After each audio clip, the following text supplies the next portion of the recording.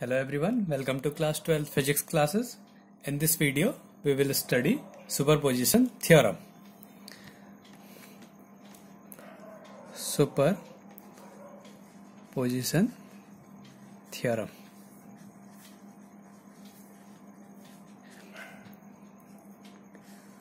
Superposition theorem क्या होती है? इसके लिए एक सिचुएशन कंसीडर करते हैं. सपोज एक चार्ज Q है और एक चार्ज माइनस Q है, Q1 है.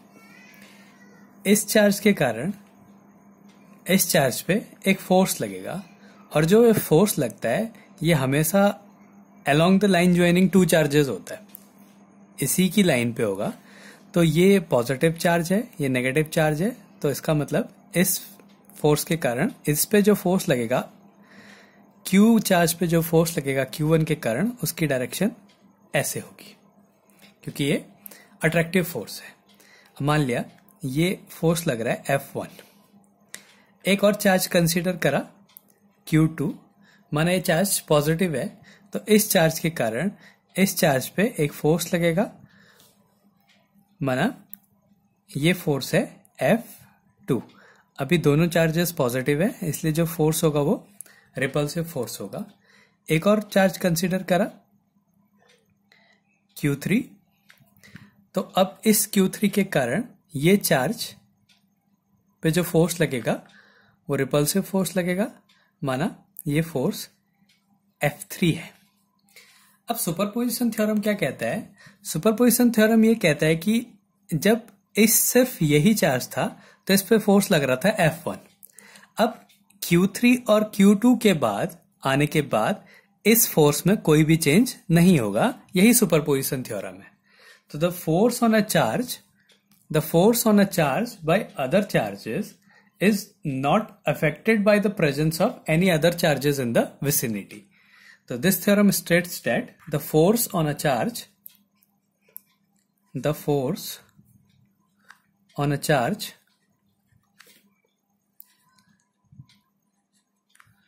by another charges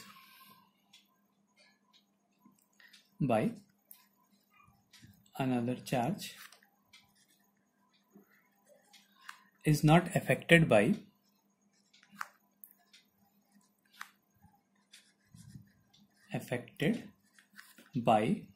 the presence of other charges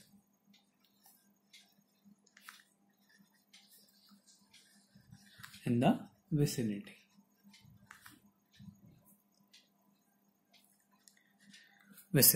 ये सुपरपोजिशन थ्योरम है कि अगर कोई चार्ज किसी चार्ज पे फोर्स लगा रहा है तो अगर हम वहां पे और चार्जेस को रख दें तो उस पे लगने वाला फोर्स में कोई फर्क नहीं पड़ेगा, लेकिन उसका जो नेट फोर्स है वो चेंज हो जाएगा.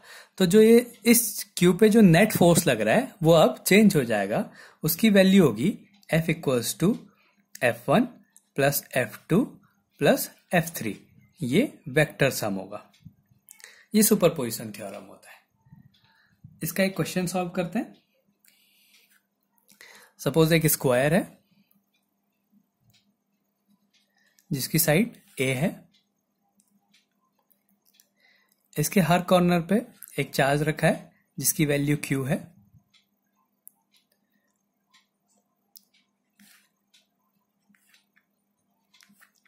इसको नाम दे देते हैं A, B, C, D और इसकी साइड A है.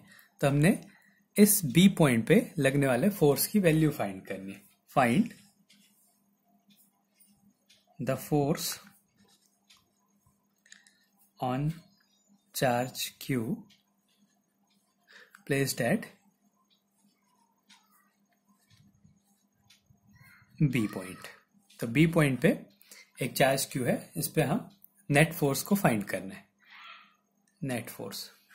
तो अब हमने क्या करना होता है ऐसे क्वेश्चंस में? सबसे पहले हम ये देखेंगे कि इस Q चार्ज पे कितने फोर्स लग रहे हैं और किस डायरेक्शन पे लग रहे हैं. तो इस Q के कारण इस Q पे एक फोर्स लगेगा और उसकी डायरेक्शन आउटवर्ड होगी और along the line joining two charges होगी.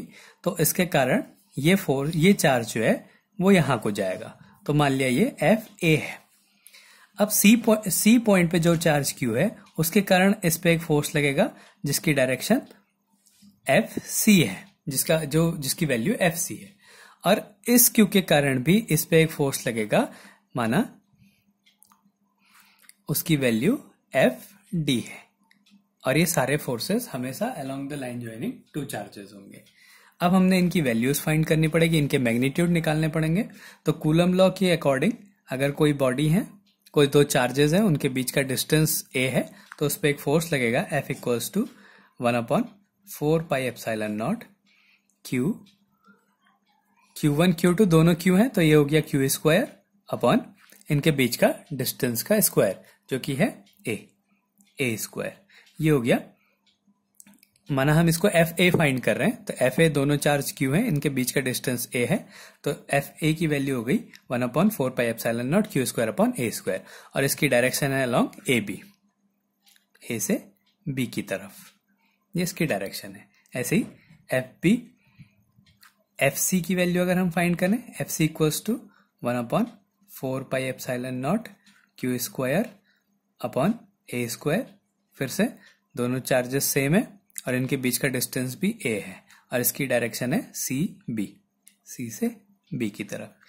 ऐसे ही एफ डी की वैल्यू, अब देखो ये वाली साइड ए है, ये भी ए है, तो पाइथागोरस थ्योरम से अगर हम इसको फाइंड करते हैं तो इसकी वैल्यू आती है a√2। तो एफ डी की वैल्यू होगी 1/4πε0 Q square upon A square. A square means a√2 का स्क्वायर मतलब 2a स्क्वायर, और इसकी डायरेक्शन है डी से बी की तरफ, डी बी।